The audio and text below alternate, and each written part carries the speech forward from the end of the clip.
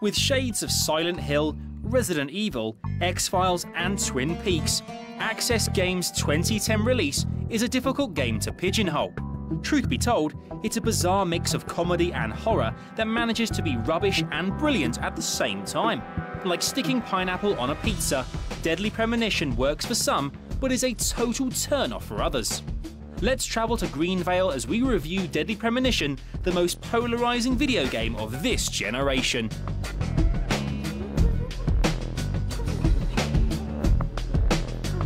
Your protagonist is Francis, call me York, Morgan, an FBI profiler with a fondness for cult movies, finding messages in his coffee, and an imaginary friend named Zach. Zach, the lady is offering to help. Do you want to ask her about the town? York is sent to Greenvale to investigate the death of Anna Graham, a waitress found murdered in what appears to be a ritualistic killing. As York delves deeper into the mystery, more bodies begin to turn up and events take a turn towards the supernatural as York battles shadow zombies, takes trips to alternative realities, and suffers random attacks from an axe-waving maniac in a raincoat. The core story is a solid murder mystery presented in a style that has clearly been influenced by David Lynch's Twin Peaks TV series. But what gives Deadly Premonition its 11 herbs and spices is the surrealism that runs through everything. The people of Greenvale live in a world where turkey sandwiches cost $99 and wheelchair-bound citizens in gas masks are all part of the scenery. Surrealism over 20+ hours of gameplay may deter some, but Deadly Premonition avoids becoming tedious and annoying. Looks like we're being welcomed. Zach, I'll let you handle the meet and greet. Gameplay is a mixture of detective work, semi-sandbox questing, and survival horror. The majority of the game involves driving to and interacting with the eccentric inhabitants of Greenvale. The script reads like a first-class B-movie, so every encounter is something to look forward to.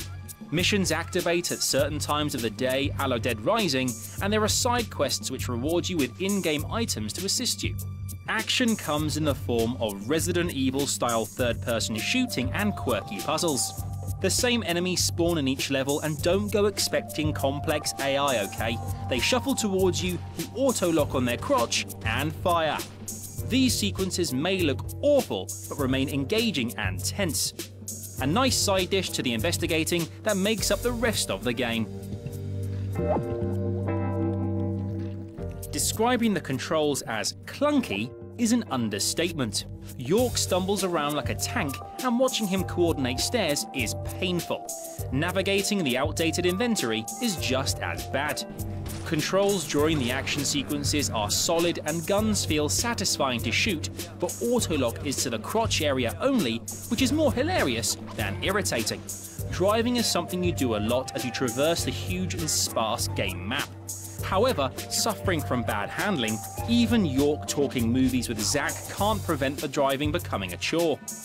A special item you acquire after completing a side quest that allows you to fast jump to locations you have already visited is a must. I am very particular about my coffee. The very best you have, please. Graphically, it looks like a very good Dreamcast game. Character animations are awful and reused constantly.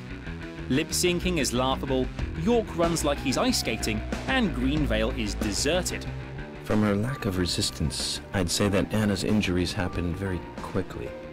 Usually, Deadly Premonition would be a masterclass in how not to make a video game. So it's remarkable that somehow the flaws work and it feels like a work of art. Embrace it and you will fall in love. Dealing with subjects ranging from homosexuality to mental illness, a pretty mature game simmers beneath the low-budget exterior. Deadly Premonition is a charming car crash of a game, and at a budget price, you owe it to yourself to experience it. Now then, let's get going.